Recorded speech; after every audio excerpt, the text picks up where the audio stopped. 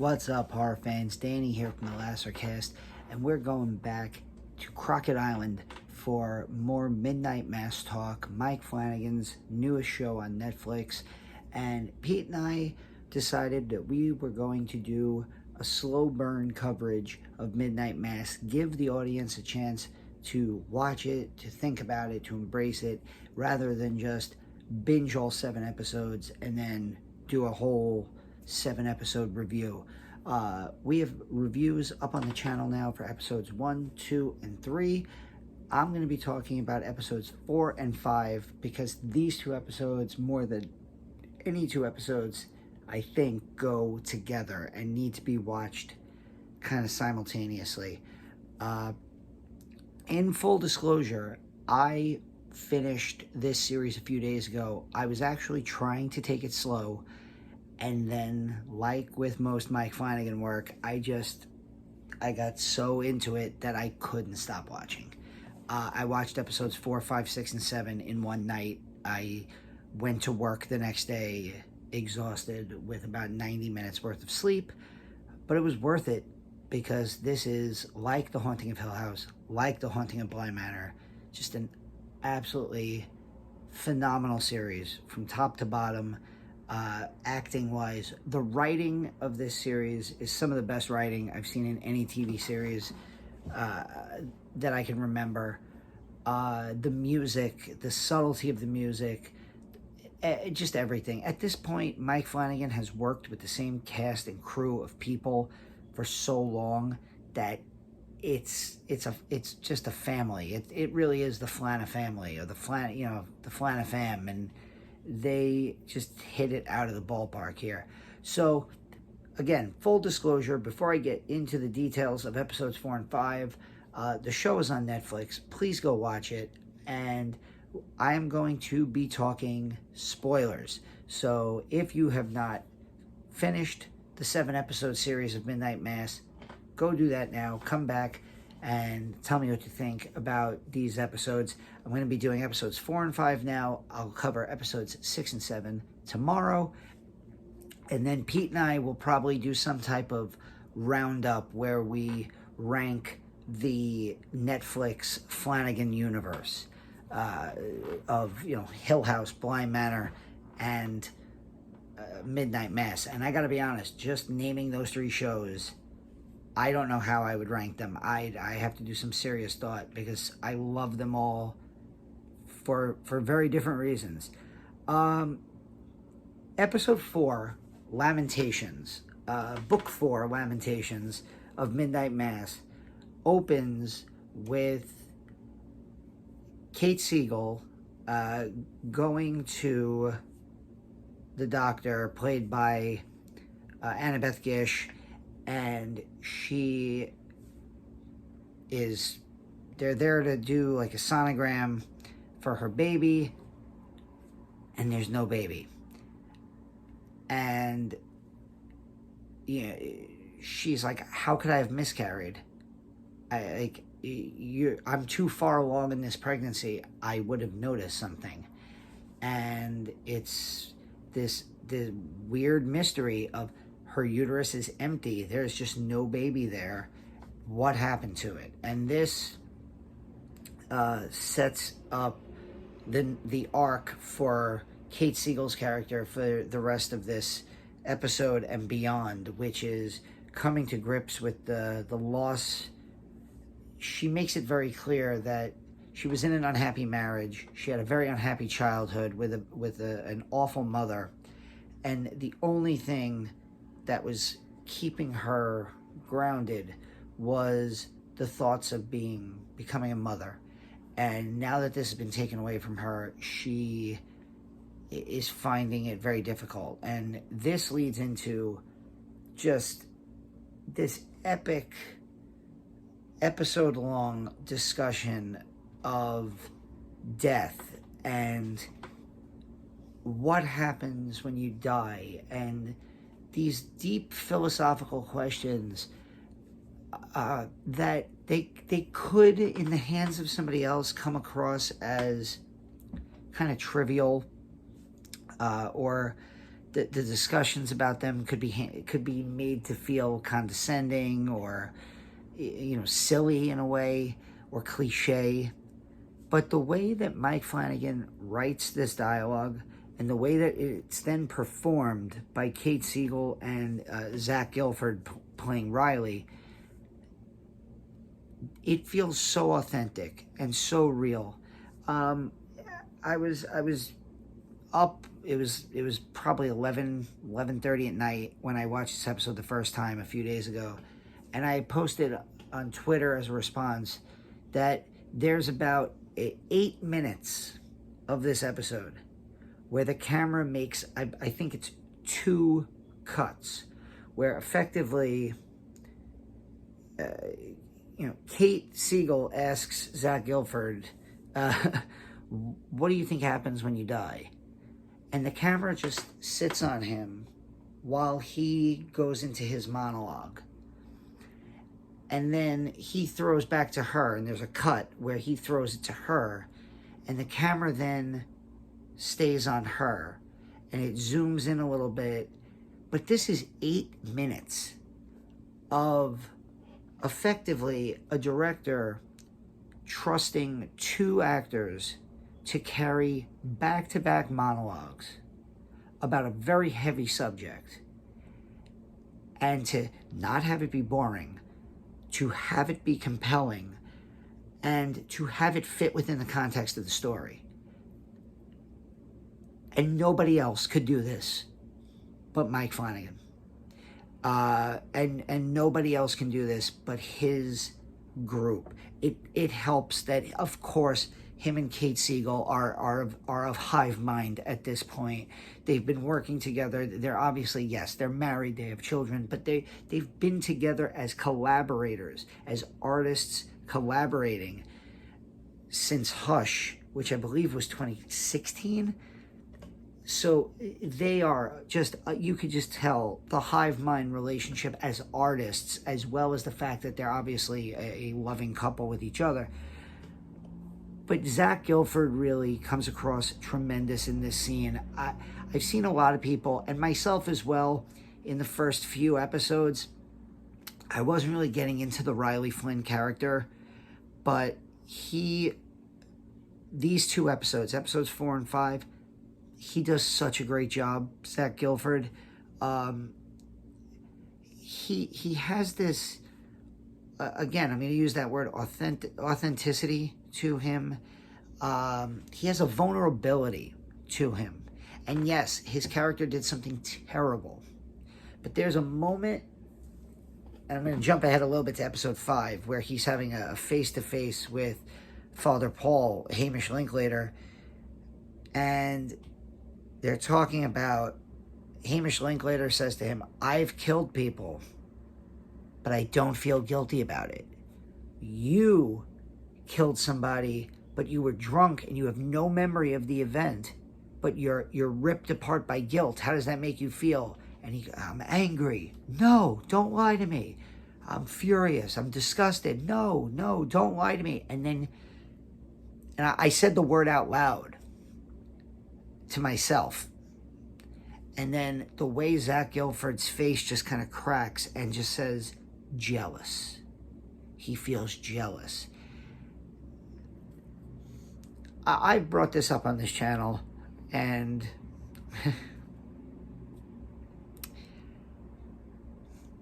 this show is very hard for me. I'm not a religious person, but I'm not a religious person, but my dad passed in May, and watching these characters, these good but flawed characters, have these long monologues about death and God and heaven, a lot of that hit home with me. A lot of that touched on questions that I've been asking myself for the last 5 months.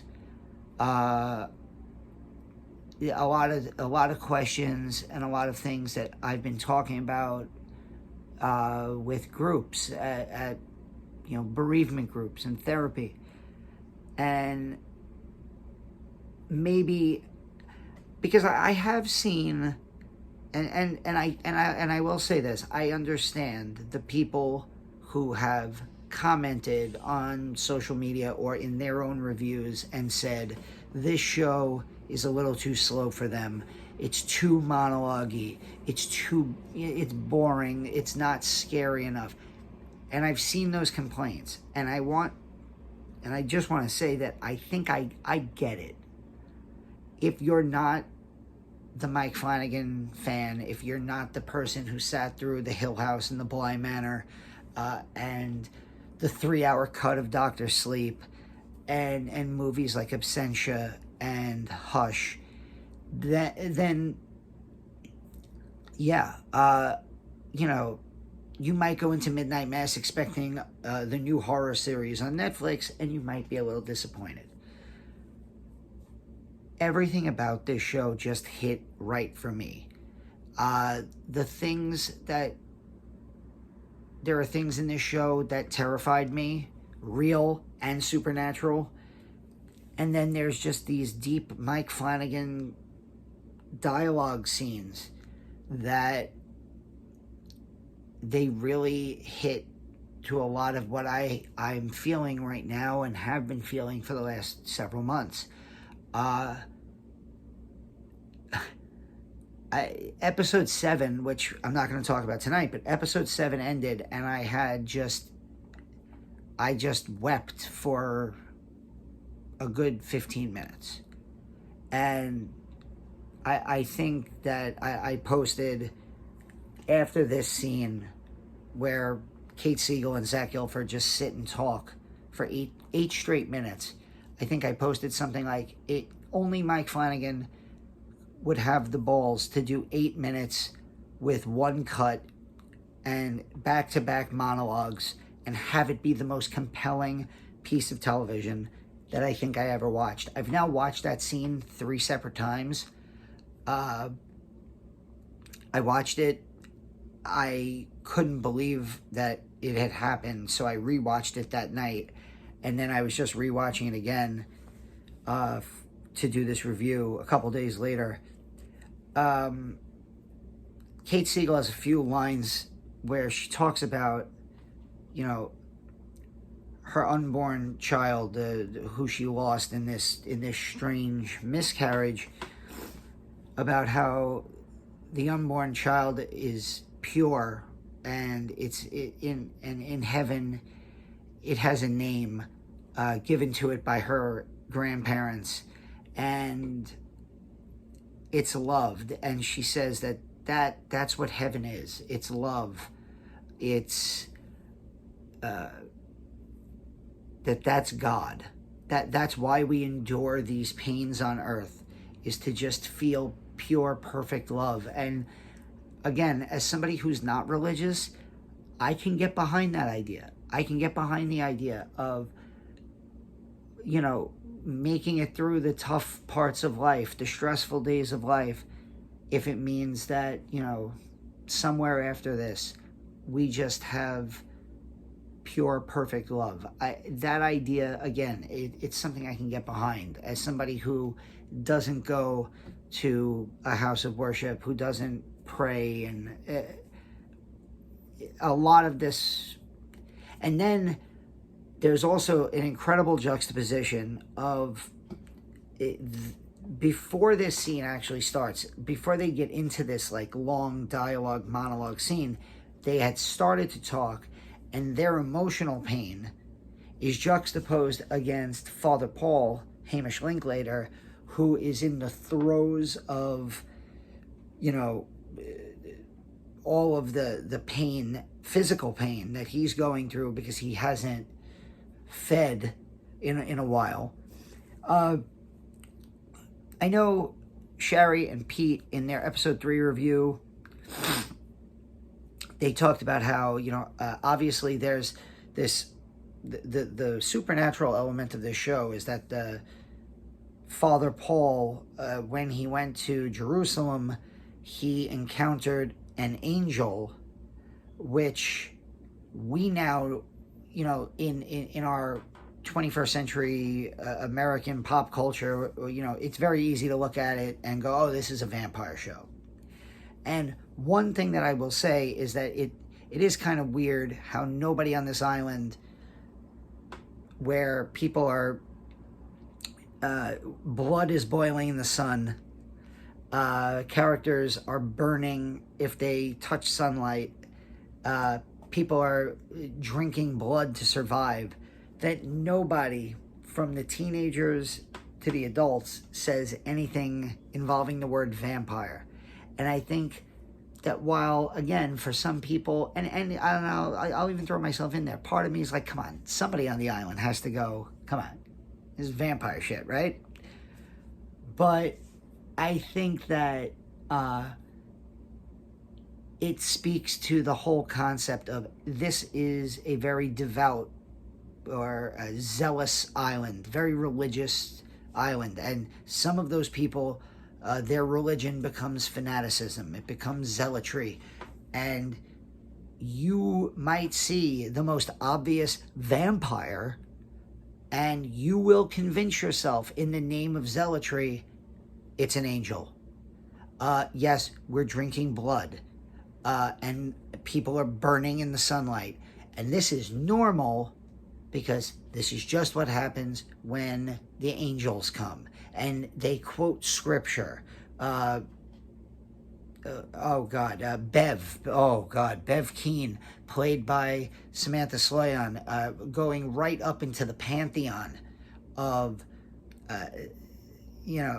fanatical, zealous, evil characters, along with Mrs. Carmody in The Mist, played by Marcia Gay Harden. She will find you a piece of scripture. Anytime you want to call out anything as being weird or ghostly or supernatural or vampiric, she'll quote you a piece of scripture. She does that in episode 5 when Father Paul is having this amazing post-angel attack conversation with Riley, trying to explain to him what he is now, and she has this great moment where he's like, look at my skin, I burned in the sun, how do you explain that? And she immediately goes straight to a quote from the Bible of Revelations, book of Revelations, about how the angels melted your skin in the sun. She just pulls it out. And that's what fanaticism is. It's being able to use scripture or use some type of religion to explain anything, even if it doesn't make any sense.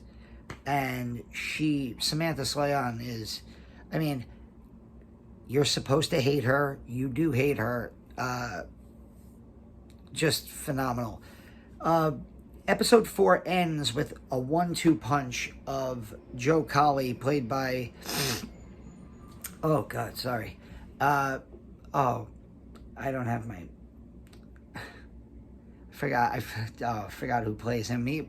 Great actor. He's in Haunting of Hill House as well. He's part of the Mike Flanagan universe. I didn't write the names down. But he goes to see Father Paul about,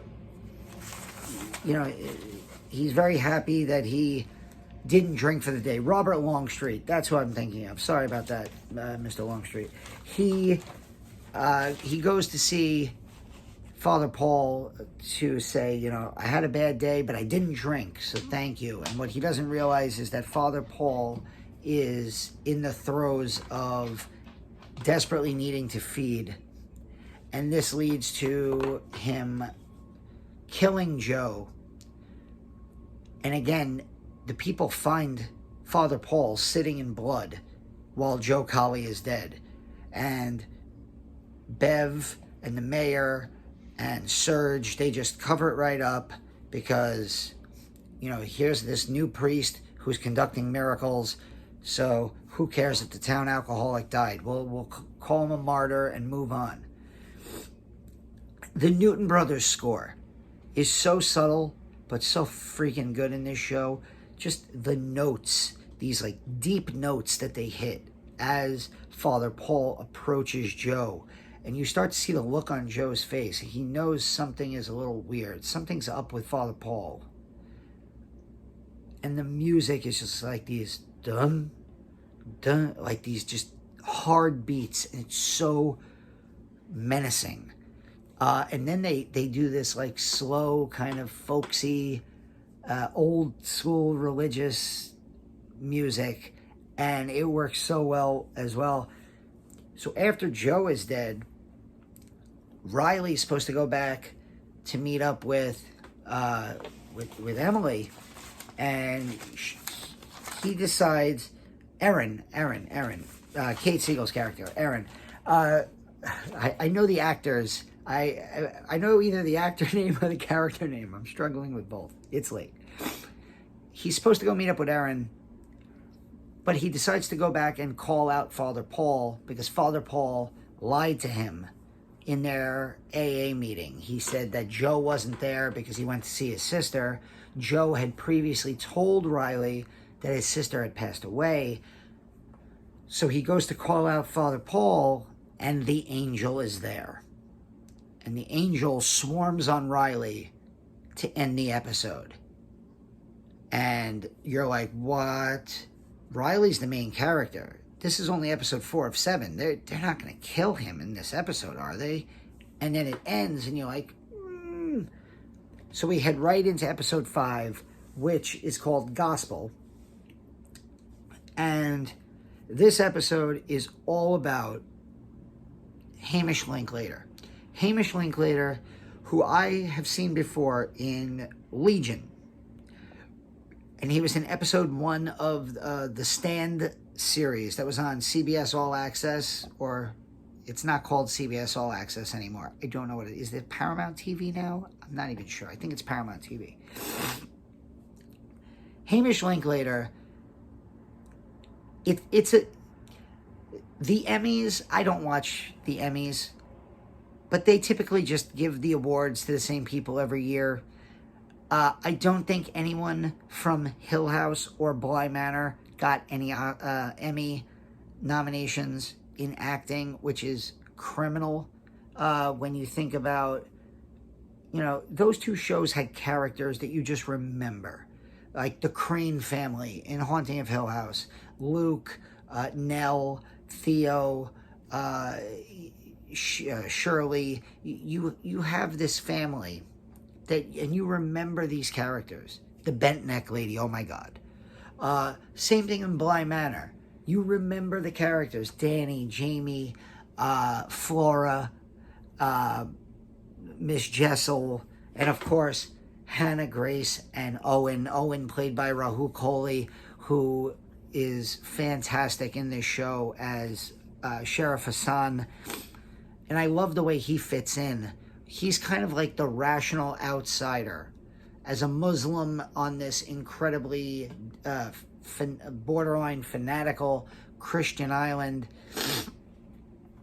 he really comes across as kind of like that outside control. He's like, if this was a science experiment, he would be the control group. And I really like his like calming presence here. He has a great scene with Kate Siegel where she says, I know it's too early to do this, but we haven't seen Riley all day. I want to file a missing persons. Riley, of course, he's out of jail because he killed a girl in a drunk driving accident. So he has alcoholism in his past. He's obviously an ex-convict. So him being gone for a day, and so he says to her, you were together last night? What did you talk about? And she's like, well, what does that matter? And he goes, it matters. And she starts to talk to him about their conversation that we've mentioned about death and heaven and God. And Rahul Kohli correctly points out, like, yeah, that's why we need to know what you guys talked about. Like, that's important, because maybe, she even goes to say, like, that's what, when you look back at people who commit suicide, you say to yourself, oh, they were talking about death and God and heaven, and it might have seemed normal at the time, but you don't know until later that it was triggering something. I'll get back to that scene, what happens with Riley, but Father Paul, Hamish Linklater, his sermons throughout this show are just lightning television. Absolutely amazing acting. The way he emotes and the way his voice bounces up and down it gives me chills thinking about it. Rewatching the scene that I described earlier where he's screaming at Riley. How does that make you feel? You said you wouldn't lie to me. And it's so good. He's so good, and he deserves to be recognized. I know this is technically a horror show, but this is some of the best acting that you will see on any TV medium, whether it's streaming or network. The whole thesis of his sermons in this episode is, and it's funny because he quotes a line from Full Metal Jacket where he talks about the military tries to say that, you're fighting for God and country, and he very loudly makes the point that God doesn't have a country. God watches over everyone in the world. And so it's almost sinful and disrespectful to God to claim him as somebody protective of just the American army. And he even says the line, I'm going to offend you now, and I have to think that this line was directed obviously at the people he's talking to, but I think that line was also kind of intended for us to hear. Like, I'm going to offend you now, but, and then he delivers this line, and you're just like, whoa, like, he's so into this. And then it's about him and Riley, and he's kind of easing Riley now into his transition after he's been attacked by the Angel.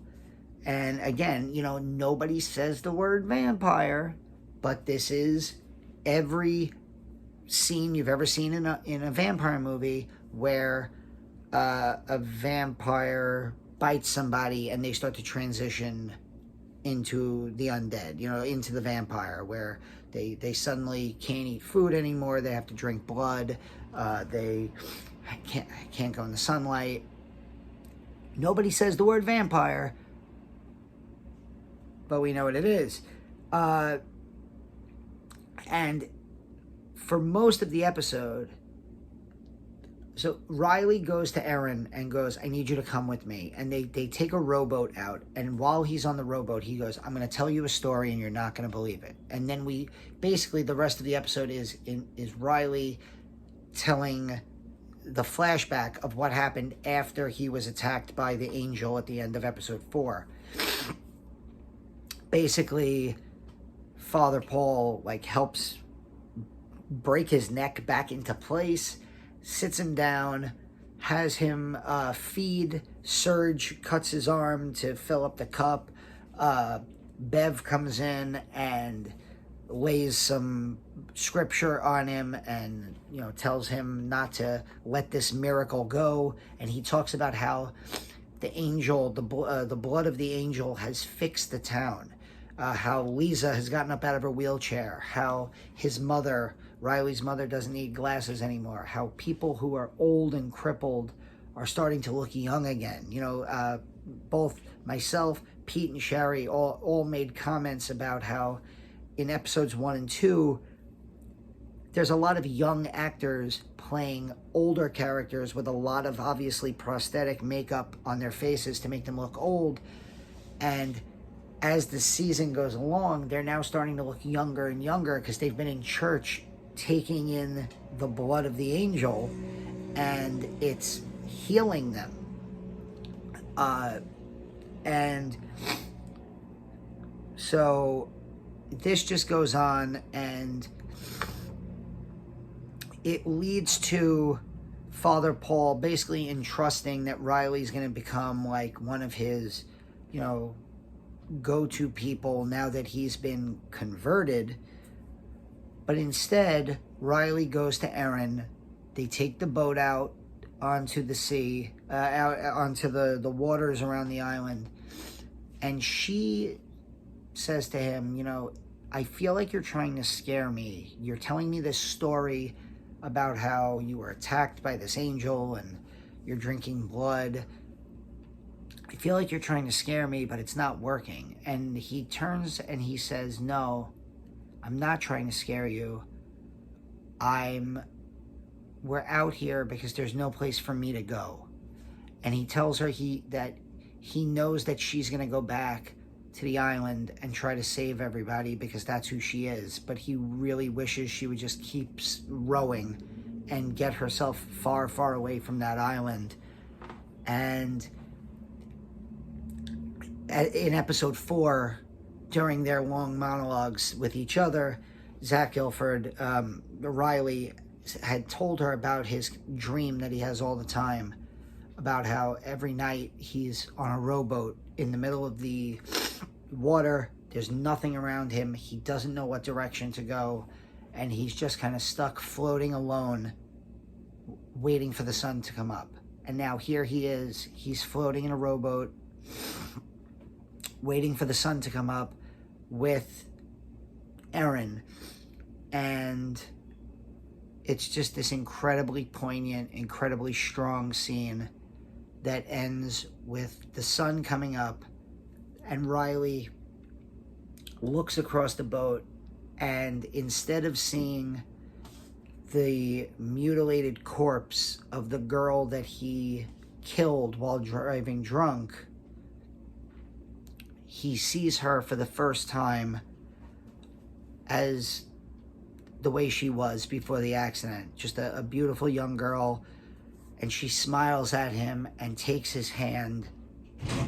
And then it goes directly, juxtaposes from that to Erin screaming as you then see the sunlight hitting and effectively destroying Riley, and he dies. The sunlight hits him and he crumbles to ash, and she's left screaming in the boat as the episode ends. And God damn it, Netflix has the function where as soon as the episode ends, you get like that 3-second time bar that goes next episode. And if you're not quick enough, it just goes to the next episode. If you watch the credits on episode 5, Kate Siegel screams throughout the entire credits. It's jaw-dropping. You're in shock at what you just saw, because here is effectively your main character dying in episode 5 out of 7. You have somebody he just confessed his love to is left just screaming alone in the middle of this boat while this evil is back in, her small town. And if you couldn't tell, this is why a couple nights ago I couldn't just go to bed. I had to plow through and watch episodes 6 and 7. And I'm going to talk about episodes 6 and 7 with you guys probably tomorrow. These were probably my 2 favorite episodes of the series. I think that they had the best acting. Episodes 6 and 7, we get to the big climactic points where the horror action like that whole story of exactly what's going on is revealed, and we get the real like intense horror scenes, action sequences.